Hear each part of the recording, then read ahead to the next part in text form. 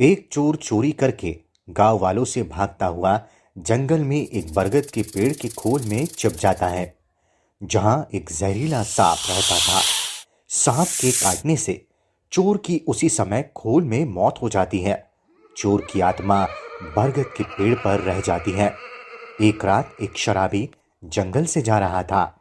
मैं झूमता चलूं, आगे चलूं, पीछे चलूं, घूमता चलूं, आसमान के ऊपर चलूं या धरती के नीचे घूमूं। आज तो शराब पी के मजा आ गया। अब रात को आराम की नींद सोऊंगा। वाह, कब से मैं किसी शिकार की तलाश में था। आजा, आजा, अब मैं तुझे आराम की नींद सुलाऊंगा, वो भी हमेशा हमेशा के लिए।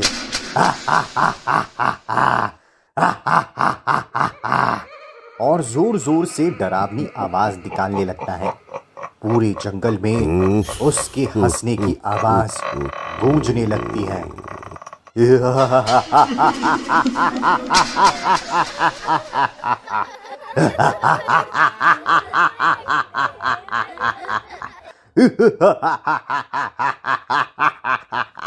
अरे बचाओ रे, मम्मी बचाओ, भूत कहाँ से आ गया? आज तो मैं मरा। हाय मम्मी, सत्यानाश हो तेरा भूत। बरगद की टहनियां शराबी को पेड़ की खोल में खींच लेती है। जो भी उस रास्ते से जाता, पेड़ उसको अपने खोल में खींच लेता है, जिससे पेड़ बहुत बड़ा और विशाल हो गया था। वो इतना बड़ा और भयानक हो गया, मानो अभी के अभी ही राक्षस निकल पड़ेगा। गांव वाले जंगल के रास्ते से जाना बंद कर देते हैं। पूरे गांव में बरगद के भूत का हल्ला हो गया। लोग रात तो क्या, दिन में भी उधर जाने से डरते थे। एक दिन दूसरे गांव से एक लकड़हारा आता है। अरे वाह, इतना बड़ा विशाल पेड़ मैंने तो आज तक नहीं देखा। रोज इसकी टहनियों से मेरा गुजारा आराम से हो जाएगा। ऐसा बोलकर लकड़हारा बरगद की एक टहनी को काटता है, तो जोर से किसी की डरावनी चिल्लाने की आवाज आती है। "आ! अरे ओ ना समझ, बेवकूफ इंसान, तेरी इतनी हिम्मत हो गई कि तू मुझे काटे? इतनी औकात हो गई तेरी? बस रात होने दे, तुझे कच्चा ही चबा जाऊंगा। तभी वो टूटी हुई टहनी उड़ती हुई वापस से पेड़ में जाकर लग जाती है। दिन का टाइम होने के कारण भूत लकड़हारे को मार नहीं पाता। लकड़हारा दौड़ता दौड़ता गांव के मुखिया के पास जाता है। मुखिया जी, मुखिया जी, मुझे बचा लीजिए। आज तो मैं बड़े भाग्य से बच गया, वरना तो भूत मुझे आज कच्चा ही चबाने की बात कर रहा था। अरे पहले तुम शांत हो जाओ। क्या हुआ? किससे डर रहे हो? कौन सा भूत? लकड़हारा सारी घटना मुखिया जी को बता देता है। ओह, अब समझ आया। इसीलिए उस बरगद के पेड़ से गुजरने वाले सभी लोग गायब हो रहे थे और पेड़ की टहनियाँ पहले से बहुत विशाल हो गई हैं।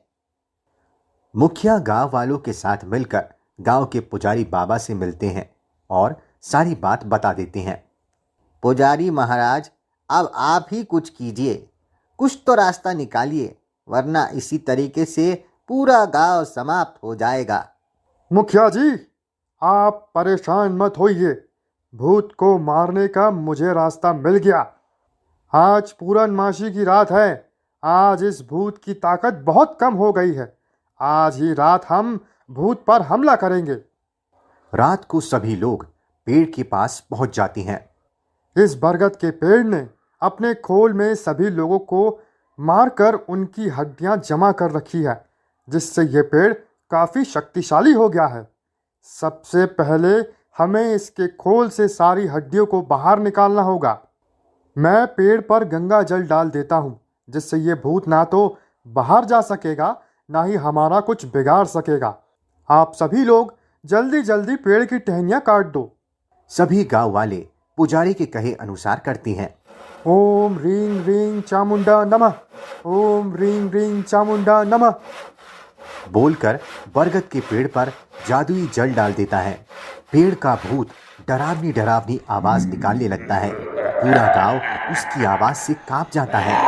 भूत के गुर्राने की आवाज दूर दूर तक जा रही थी।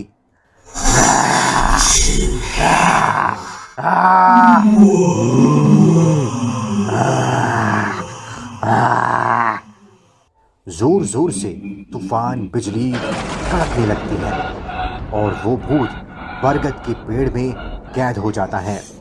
जल्दी से पेड़ की जड़ों में गंगा जल डाल के आग लगा दो, ताकि इस भूत का नामो निशान हमेशा हमेशा के लिए खत्म हो जाए।